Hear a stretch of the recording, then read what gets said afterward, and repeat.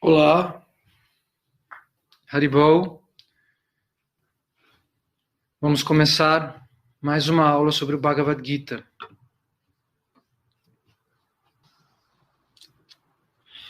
Se eu não me engano, nós estávamos no capítulo 17, verso 22. E daqui nós vamos continuar. Eu vou pronunciar os mantras de introdução que nos conectam a Srila Gurudeva, a Bhaktivigyana Bharati Goswami Maharaj,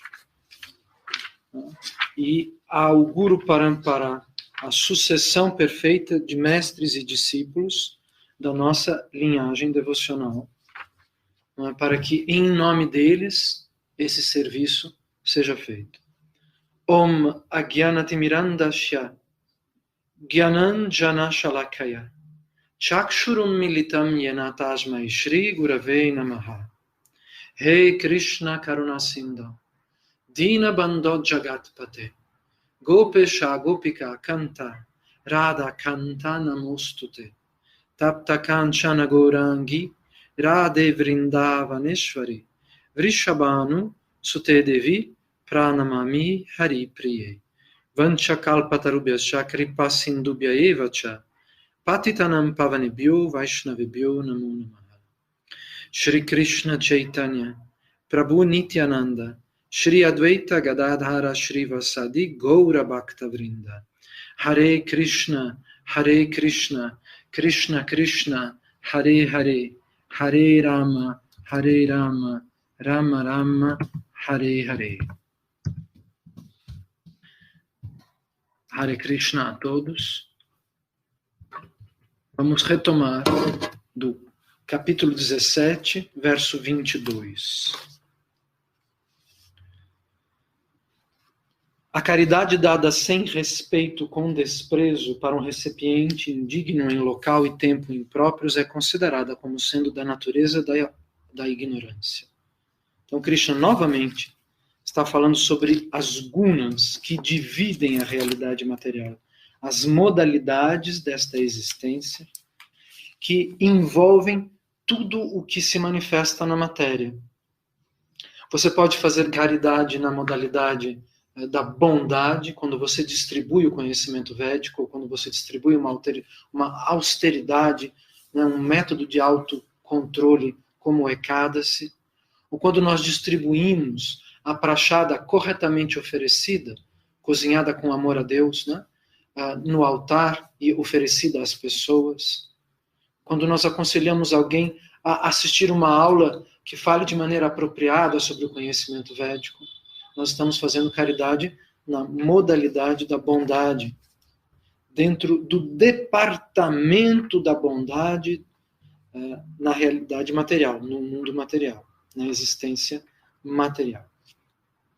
Existem outros níveis, como nós já explicamos na aula passada, e eu não vou retomar isso. Nós estamos praticamente terminando o capítulo 17. E a caridade executada em lugar impuro, em hora imprópria e feita a pessoas indignas, ou sem a devida atenção e respeito, disse que está no modo da ignorância.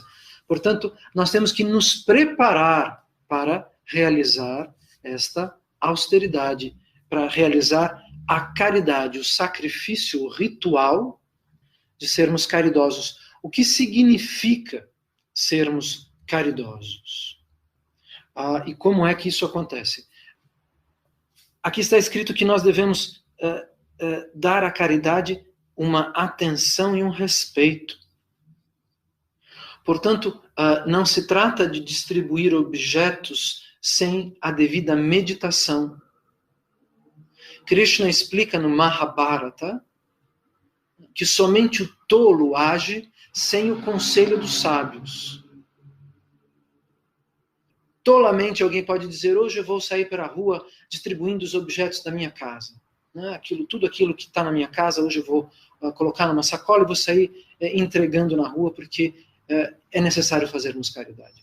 A caridade não é um ato impulsivo, infantil ou delirante. Ela requer a mesma atenção que qualquer outro aspecto da vida. Ninguém sai por aí se casando com todas as pessoas que passam na rua. Ninguém sai por aí distribuindo livros sagrados para pessoas que estão bebendo nas esquinas. Há um modo correto de enfrentar os nossos deveres. E por que nós falamos de caridade como algo, como de um sacrifício, como de um ritual?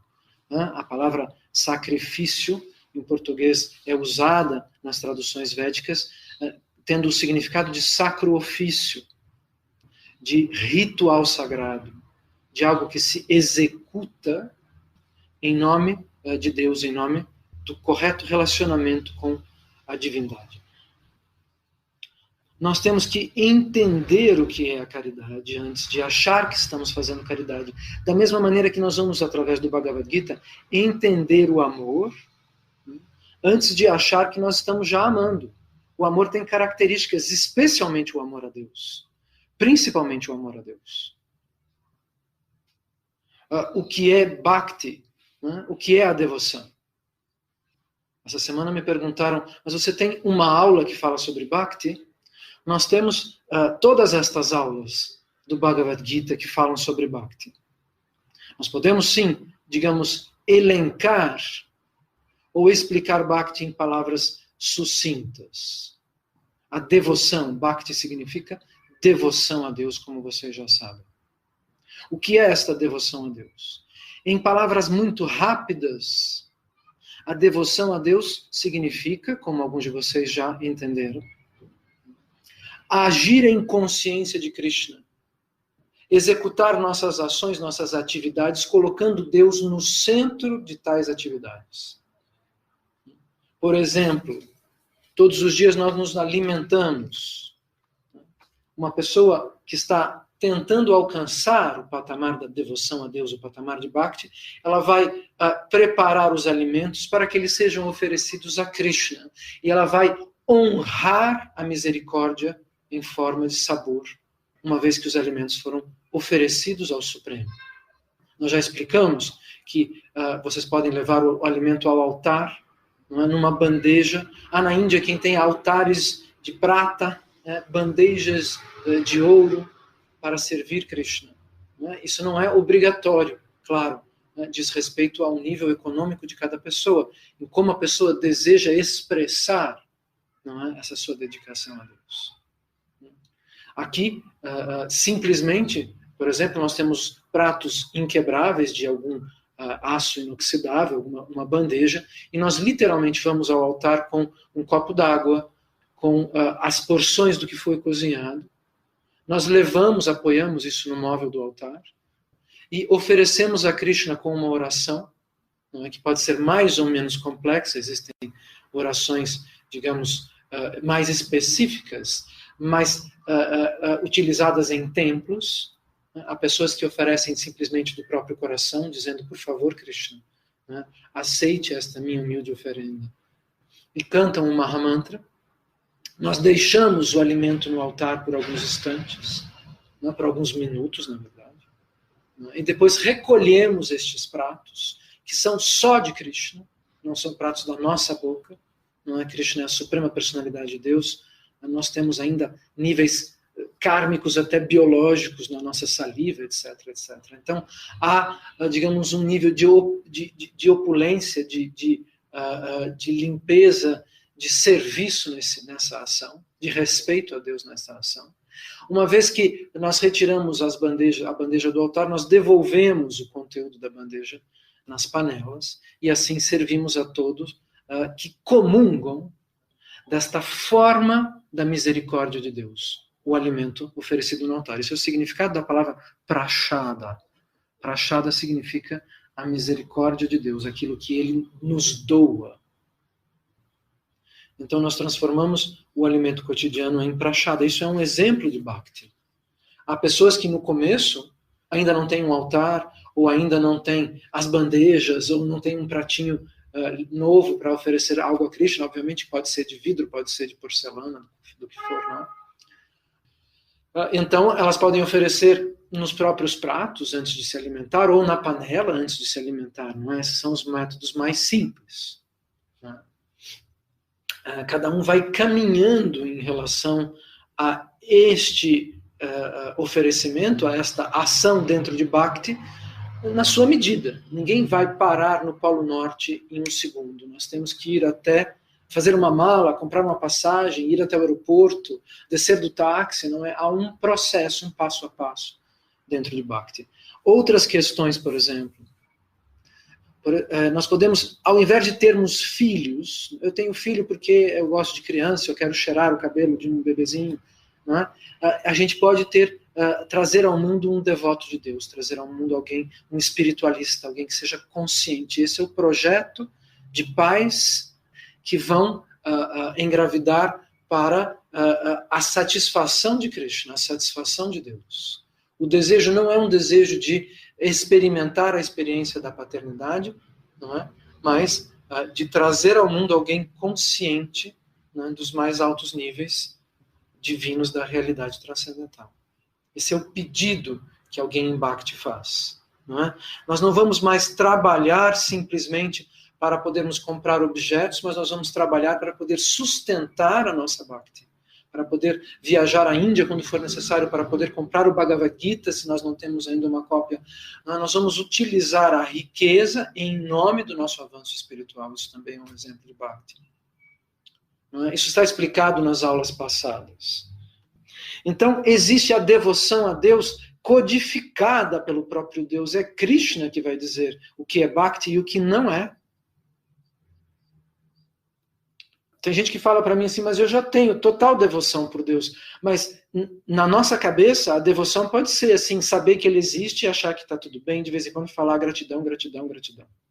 Mas na cabeça de Krishna, na inteligência suprema de Krishna, na organização da realidade material, talvez esse não seja o processo. Repetir freneticamente uma palavra em português e simplesmente perceber que existe uma fonte para tudo que está acontecendo.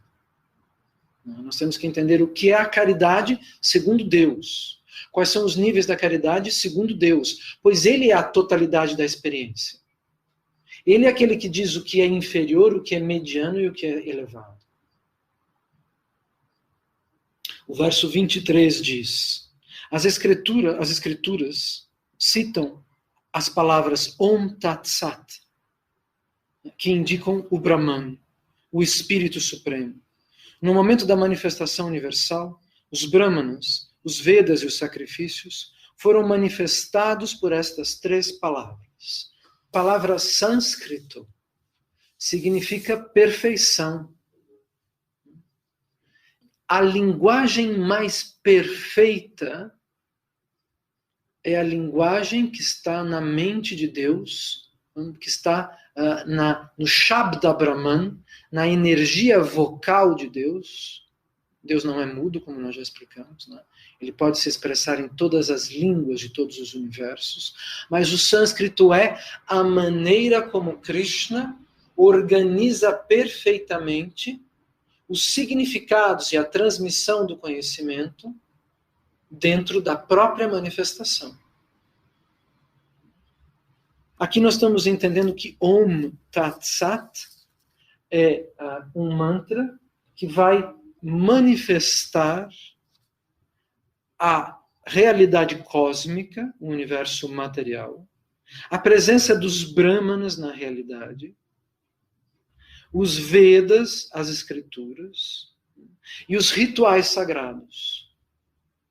Então, o próprio Krishna pronuncia invocações, palavras, que vão vibrar e manifestar níveis energéticos, formas, mundos, corpos, conteúdos de literatura, através destes três mantras. E as pessoas agora vão me perguntar, mas nós devemos pronunciá-los?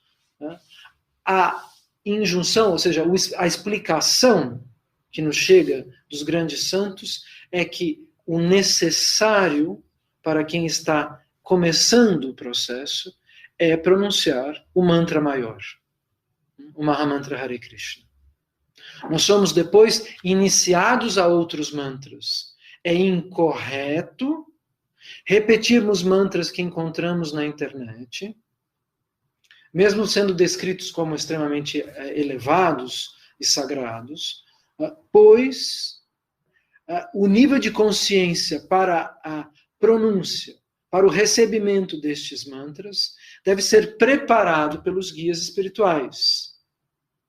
De nada adianta eu contar para vocês como se diz bom dia, você dormiu bem, em javanês ou em nigeriano, não é? Numa língua que ninguém de nós conheça, para que vocês repitam isso mecanicamente, sem saber o que é o bom, o que é o dia, o que é o como, o que é dormir, quais palavras estão indicando determinadas, têm determinados valores, têm determinados significados.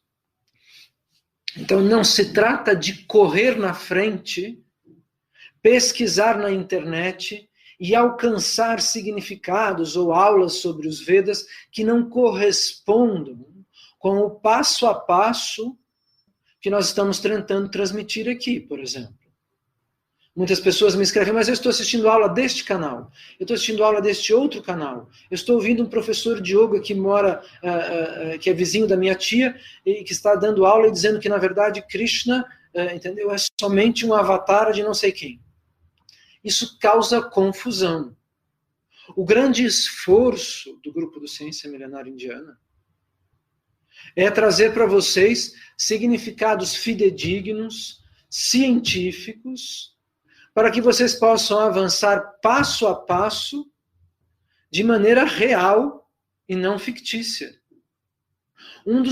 Uma das cifras dessa transmissão de conhecimento que nós estamos tentando fazer é avisar as pessoas, simultaneamente, enquanto elas estão recebendo o conhecimento, quais são as armadilhas no caminho deste conhecimento. É ingênua a pessoa que acredite que só porque ela chegou nos Vedas ou na filosofia da Índia clássica, da Índia original, que todos os problemas terminaram. A espiritualidade é similar a escalar o Himalaia. O Himalaia é um emblema do nosso percurso. Ele é o topo da realidade material. Nós precisamos chegar a este topo. Portanto, o que nós estamos fazendo no Grupo Ciência Milenar Indiana? Qual é a proposta dessa plataforma de distribuição do conhecimento védico? Nós estamos tentando corrigir. Nós estávamos explicando qual é o processo, quais são os princípios do Grupo Ciência Milenar Indiana. Né? E o que isso tem a ver com esta frase de Krishna, na qual ele vai nos explicar que a própria caridade necessita de uma metodologia.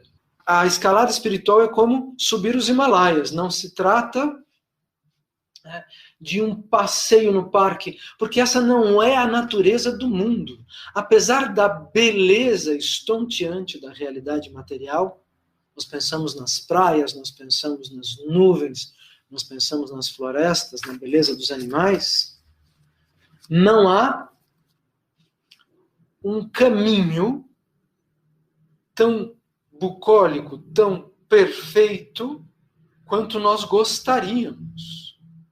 Nós estamos experimentando simultaneamente prazer e dor. Eu não sei se vocês chegaram a ouvir a metáfora do tigre. Eu imagino que não. Há um filme de alguns anos atrás, no qual um menino se apaixona pela beleza de um tigre feroz. Ele mora com sua família em um zoológico da Índia.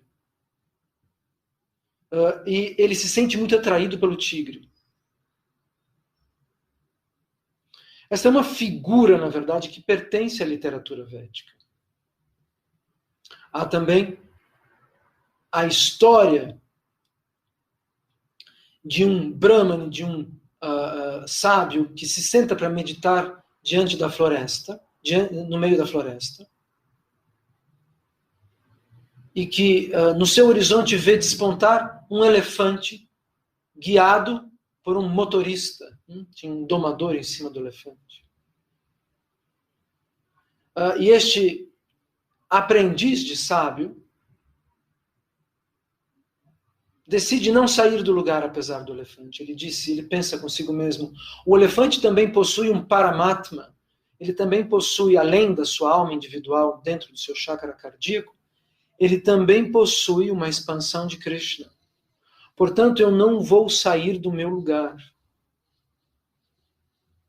Pois o elefante faz parte da criação de Deus e ele não vai passar por cima de mim.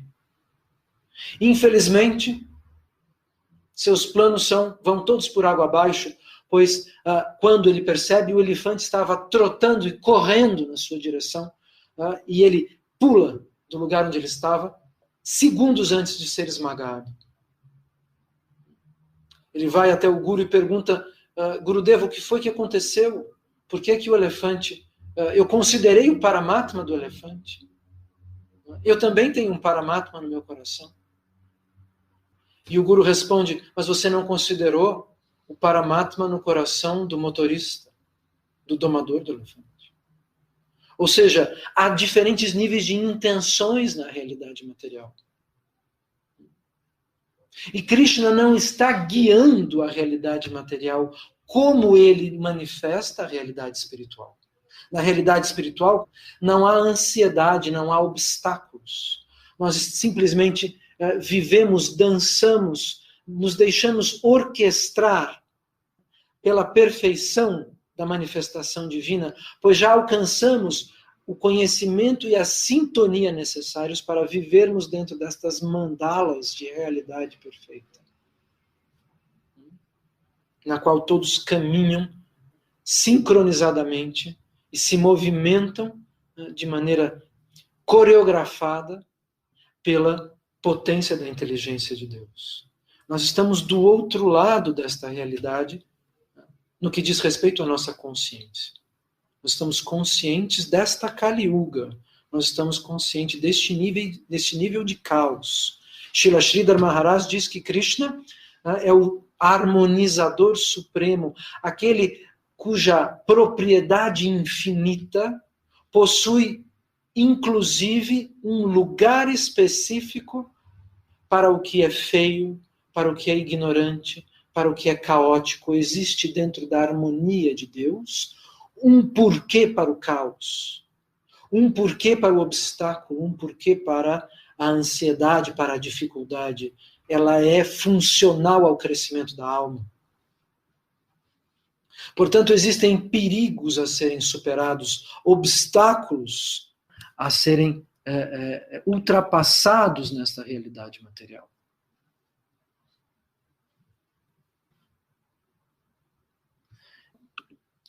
O tigre, vamos voltar ao tigre. O menino se senta diante do tigre, com a cabeça dentro da jaula, segurando nas barras, é uma criança pequena. Atraído pela beleza daquela fera. E o tigre olha para o menino com um olhar profundo, direto, hipnotizante. E o menino se apaixona pelo rosto extremamente, pela face, não é, do tigre, pela expressão daquele animal tão bonito. Quem poderia negar a beleza dos felinos?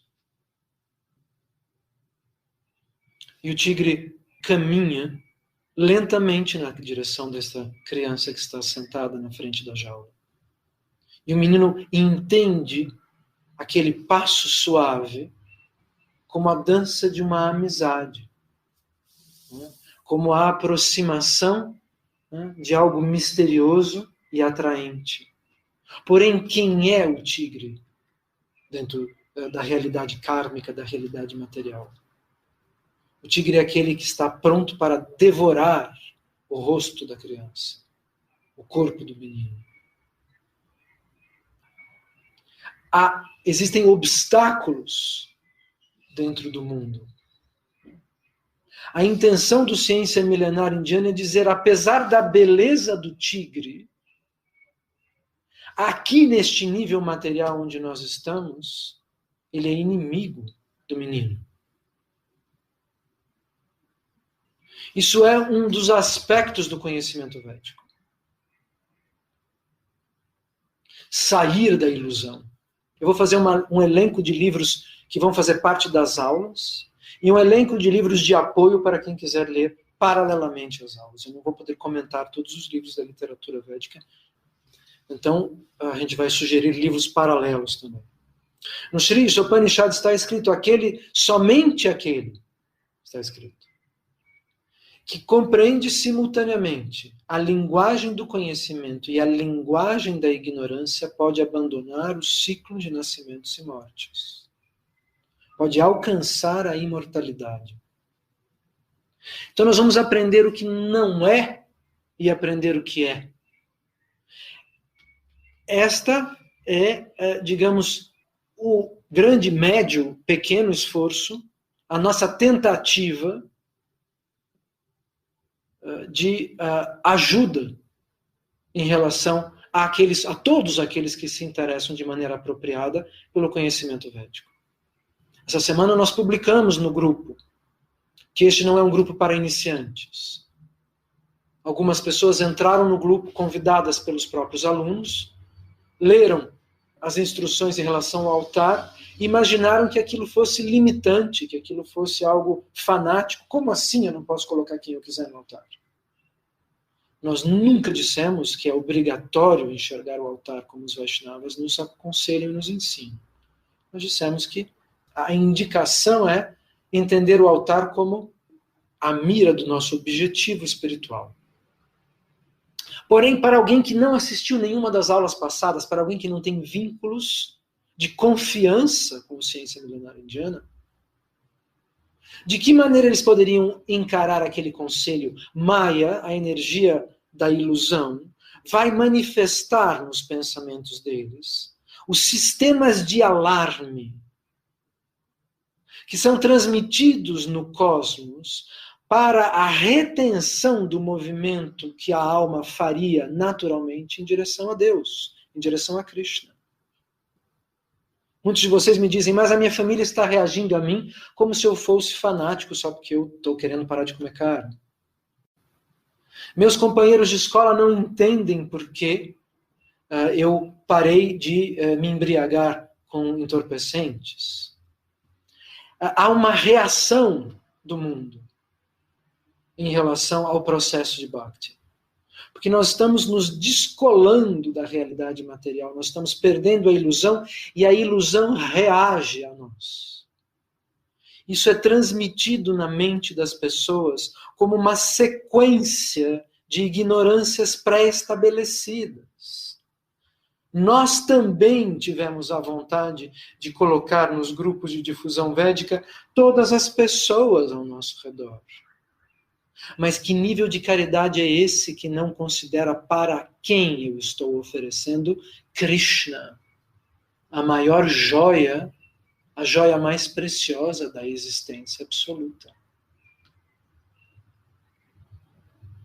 Então eu preciso saber para quem eu vou explicar Krishna, para quem eu vou sugerir que faça o Ekadasi, a porta de acesso ao conhecimento védico. Antes de convidar alguém a escutar uma aula como esta, na qual é explicada, são explicadas as intenções de um grupo de difusores do conhecimento védico, chamado Ciência Milenar Indiana, é preciso ouvir as aulas passadas. Eu poderia ter declarado tudo isso logo no começo.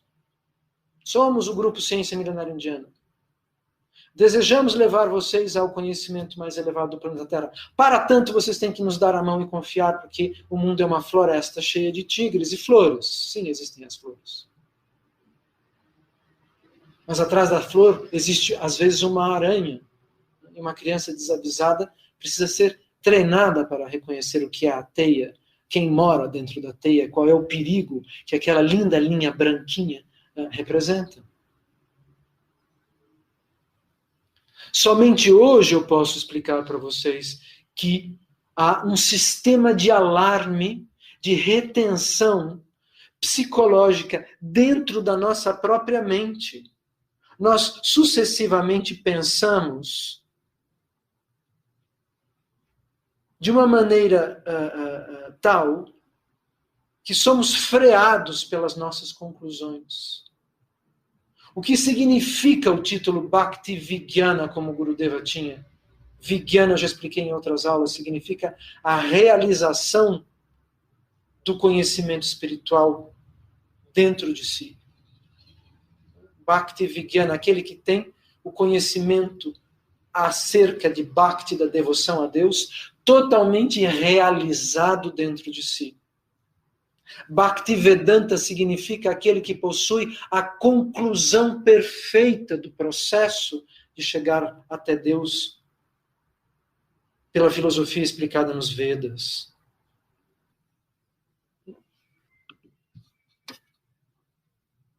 A minha aula só tem sentido por vocês, né? Por Gurudeva em primeiro lugar, mas o serviço que eu faço a ele passa através da confiança e da audição de cada um de vocês. Há uma ordem para a ignorância e uma ordem para o conhecimento. O diferencial, digamos assim, do Ciência Milenar Indiana é que nós estamos simultaneamente tentando transmitir, tentando é a palavra certa, tentando transmitir o conhecimento e tentando transmitir, né, uma metodologia para desmontar as armadilhas que estão ao nosso redor. Em relação a outras filosofias, em relação aos perigos da nossa mente. Por que eu penso isso quando eu leio aquilo? Todos nós passamos por variações dos mesmos obstáculos para chegar até Krishna, porque Krishna é o centro do infinito. O Ciência Milenar está tentando explicar isso, que a aula tem um significado mais amplo do que nós imaginamos, assim como caridade também tem.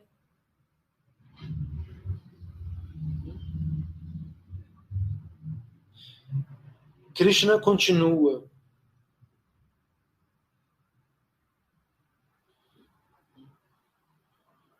Tudo foi manifestado através destas 3 palavras. Om Tat Sat. Elas vão indicar o Brahman, a refulgência corpórea do Absoluto. Desde o começo da criação, as 3 palavras Om, Tat, Sat foram usadas para indicar a suprema verdade absoluta. Essas 3 representações simbólicas foram usadas pelos Brahmanas enquanto cantavam os hinos dos Vedas e durante os sacrifícios executados para a satisfação do Supremo. E eu disse, não é necessário cantarmos Om Tat Sat na nossa posição. Não é isso que os Vedas estão ensinando. Krishna está só dizendo aqui que há uma relação entre estes mantras e a manifestação dos Brahmanas e do universo. Nós partimos falando deste tigre, da subida que nós fazemos pelos Himalaias para chegar até o topo, em referência aos mantras que são distribuídos pela internet. Muitos de vocês cantavam o Gayatri ou outros mantras inocentemente, sem saber que eles causam um efeito espiritual, que se misturado a ações ignorantes, é prejudicial, ao invés de ser medicinal, de ser positivo, de ser lenitivo em relação à ignorância. Da mesma maneira que um remédio muito poderoso e muito eficaz é um veneno para aqueles que não precisam de tais medicamentos.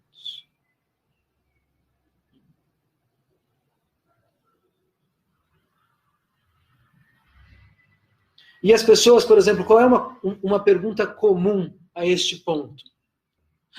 o Krishnadas, o Cláudio Nigro, não vai dizer o que significa Om Tat Sat. Ele vai esconder os significados, porque ele quer que a gente só cante o Mahamantra. Por exemplo, isso é o que a mente produz. Será realmente que ele está sendo sincero conosco? Senhoras e senhores, queridos alunos, irmãos espirituais que estão aqui nos dando a mão, o significado de Om Tat Sat está escrito no Bhagavad Gita que vocês têm no colo, na tradução do sânscrito que acompanha todos os mantras que nós estamos lendo desde o começo das aulas, há mais de um ano atrás.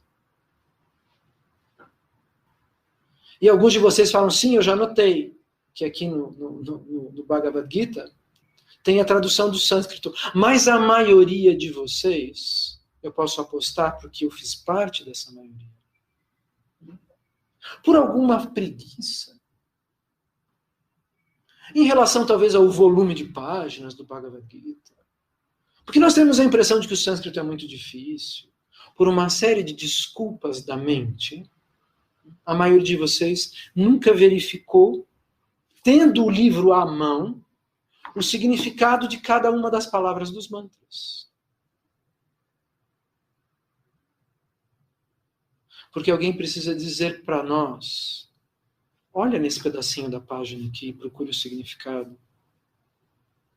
Antes de que somente acuse os demais de lhe negarem alguma informação. Entendem? Essa é a mente. A sabotadora da nossa inteligência. Aquela que transforma o nosso esforço em nossa arrogância e que transforma o esforço dos outros em defeito.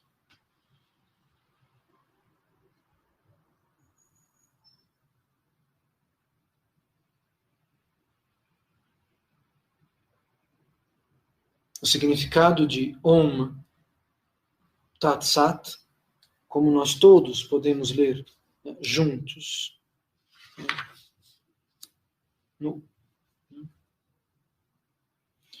é uma indicação da existência suprema. O Om é formado pelo divino casal. Eles são o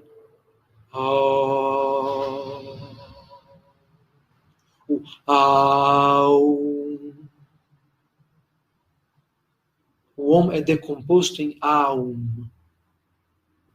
A letra O é formada pela união do som do A e do som do U. Existe sempre uma fonte para a fonte para a fonte. Não é? O próprio O pode ser decomposto em A e U. A é o próprio Krishna. U é Srimati Radhika. É a expansão feminina de Deus, a manifestação feminina de Deus. São diferentes sons. A, U. Quem poderia negar que o A é masculino? A. Sim, em português nós estamos acostumados com Maria, não é?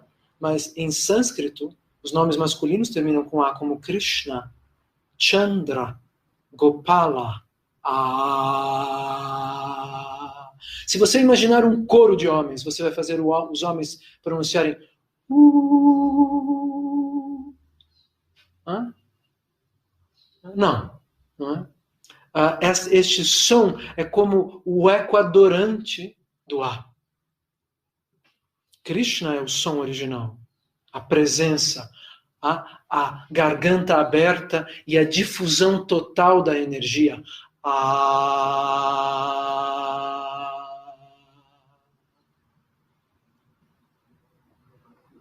Radharani e as suas expansões femininas.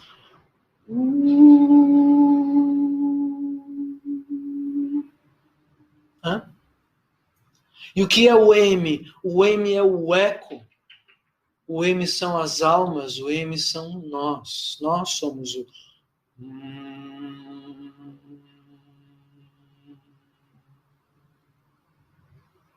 O Om é a indicação do Supremo. Existem momentos nos quais nós precisamos dizer o Om está criando o som material que compõe o átomo. Nem sempre os Vaishnavas podem abrir todos os significados das palavras, abrir todos os significados do conhecimento, passo a passo. Há momentos em que há a manifestação de elipses, de saltos.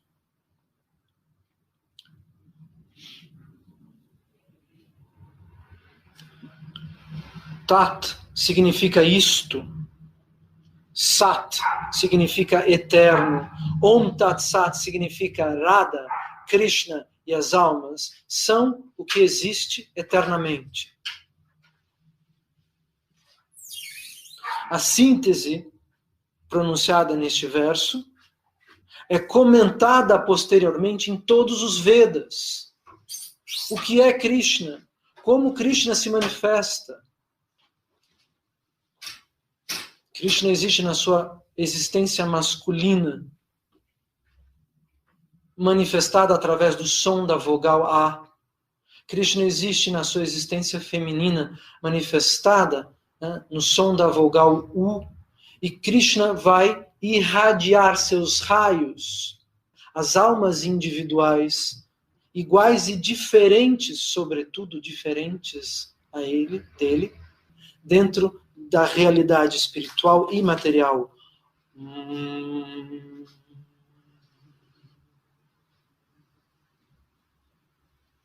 Isso tudo é o que existe, está dizendo este mantra.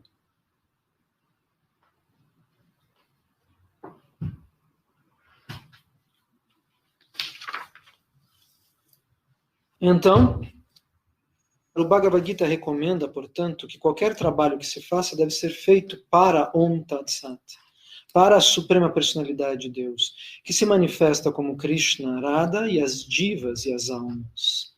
Tudo deve ser feito em nome desta existência assim manifestada. O verso 24 diz: portanto, os transcendentalistas engajados na execução de sacrifícios, caridades e penitências, conforme as regulações das Escrituras, iniciam sempre com a pronúncia do Om para alcançar o Supremo. Om Tad Vishnoho Paramam Padam, diz o Rig Veda. Os pés de lótus de Vishnu são a plataforma devocional suprema. Tudo que é executado em nome da Suprema Personalidade de Deus garante a perfeição de todas as atividades. O verso 25 dirá: pessoas que aspiram à liberação recitam a palavra Tat, representando o Brahman, o absoluto, para invocar a execução de vários atos sagrados, de vários sacrifícios, para o ato da caridade, da austeridade, sem esperar resultados materiais, sem motivação pelos resultados, diz Sridhar Maharaj no livro O Tesouro Oculto do Doce Absoluto. Tat significa isto. O que é este isto? É o Brahman, é a energia espiritual, que simultaneamente, paralelamente às diferenças, às declinações, às formas espirituais de Deus, existe e tudo permeia. Então vamos entender isso. Há um lugar onde Deus existe como um gigantesco universo autocontrolado, no qual ele manifesta suas formas originais, Krishna é o número 1, suas formas secundárias, suas expansões. Então existe como, imaginem uma flor que possui algumas cores de pétalas. Então, no centro desta flor existem as pétalas azuis. No centro exclusivo da flor existe o miolinho, digamos assim, vamos escolher uma cor para Krishna, Sham, o azul inconcebível na matéria. O miolo é de um azul inconcebível. As primeiras pétalas ao lado do miolo, elas são de um azul que nós já podemos compreender. Vamos tentar entender a existência de Krishna assim. Ao lado destas pétalas azuis existem pétalas brancas. que são em maior número, elas são as expansões de Krishna, as expansões masculinas de Krishna. Balarama, Sankarshana, e outros nomes, Rama, que correspondem à mesma personalidade masculina de Krishna. Simultaneamente existe uma pétala dourada, existem pétalas douradas, que são a forma feminina de Deus, Radharani. E ao redor destas pétalas douradas, vamos imaginar pétalas amarelas, que são as sucessivas expansões, as deusas da fortuna. Só que imaginem isso dentro de uma realidade, isso não é uma flor qualquer. Isto é um mundo, um globo, uma mandala cheia de cores. Depois, dentro desta realidade, existem espaços, digamos assim, que são descritos como florestas espirituais, florestas de joias espirituais, onde nós estaremos colocados como almas liberadas quando alcançarmos a perfeição. Nós interpretaremos formas da mente de Deus, independentes de Deus, conectadas finalmente a Deus, em sintonia com a vontade dele. Então, há pétalas da flor que simultaneamente são Krishna. E há folhagens da floresta que somos nós. Essas folhagens têm consciência de serem separadas de Krishna, mas de existirem para dançar, para louvar, para glorificar, para contracenar com Krishna em seus passatempos eternos. Este é o nosso destino, fazer parte deste universo onde tudo é vivo e consciente de Krishna, por Krishna.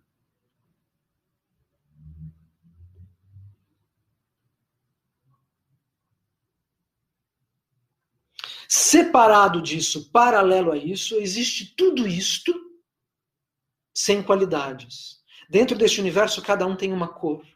Dentro do universo, cada um tem uma forma. Cada um tem uma personalidade para o serviço amoroso a Deus. Krishna tem milhões de formas, milhões de cores, milhões de manifestações, milhões de pétalas que são simultaneamente a mesma coisa. Ele. Paralelo a tudo isso, fora do universo espiritual, destes mundos espirituais, dessas realidades, dessas pétalas de realidade espiritual, existe o Brahman, o brilho, onde nós e Krishna vamos nos manifestar de forma indistinta, sem qualidades. O Brahman é o brilho corpóreo de Deus. Ele vai acontecer fora do universo espiritual. E ele se irradia infinitamente ao redor desse universo espiritual, e dentro desta radiação são nutridos os universos materiais. Então, Tat vai corresponder também a este Brahman, ou seja, ao isto. Não é mais Deus com qualidade, ele, ela e nós. Mas é o isto que o Brahman representa.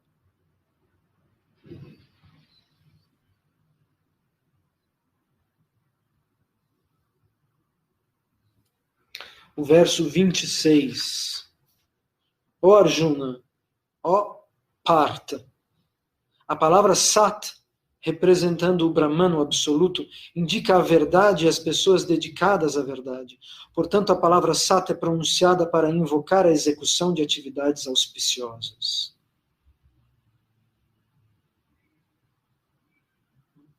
A palavra Sat vai significar conhecimento, que se manifesta inclusive através das nossas atividades, oferecer o alimento ao altar, respeitar os mais velhos, aprender como se relacionar com os Vaishnavas, tudo isso é conhecimento, inclusive o ato de você pegar alimento, colocar num prato dedicado a Deus e levar ao altar, isto é conhecimento do que se deve fazer com comida.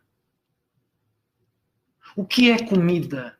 Comida é algo que se prepara, que se planta, que se colhe, que se descasca com amor e com carinho, né, e que é cozido para Deus, que é levado ao altar e que é condividido pelos seres vivos. Isto é o conhecimento da comida, isso não é um fanatismo religioso.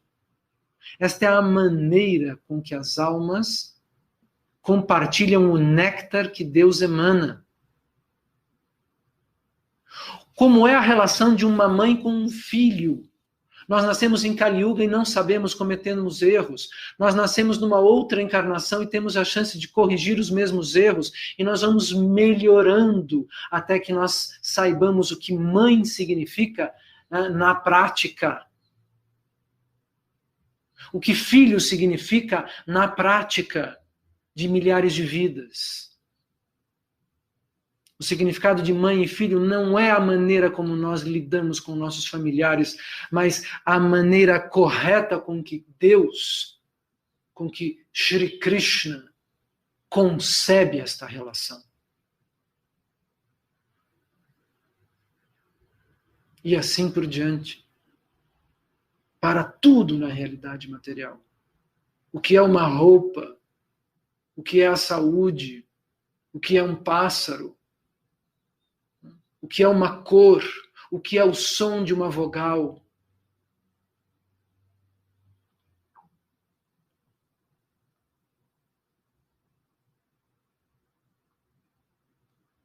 O verso 27 é dito que a palavra sat indica a eternidade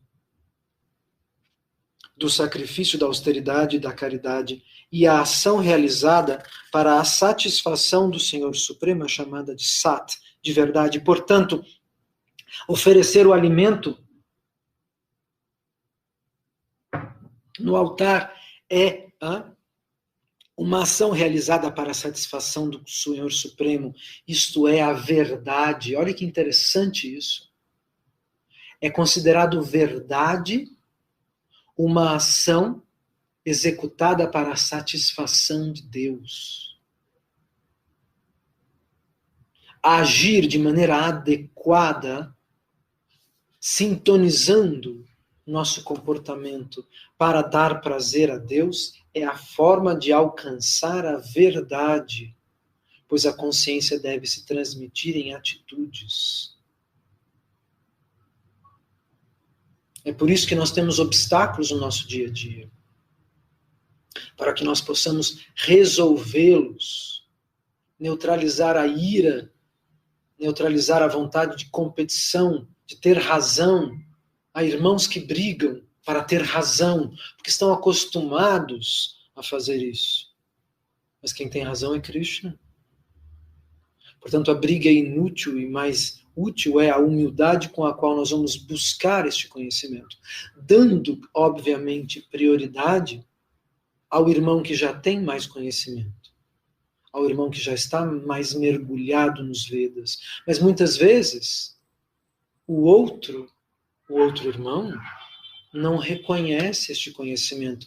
Portanto, aquele que avança deve se cobrir de maior humildade para poder ajudar o irmão que ainda é cego e surdo para a mensagem repetida, né, pelos Vaishnavas, por Srila Gurudeva Bhaktivedanta Bharati Maharaj.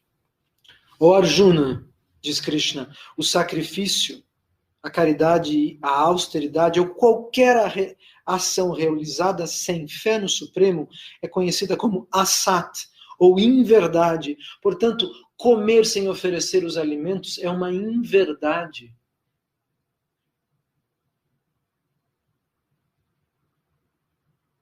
Você não está se alimentando da misericórdia de Deus.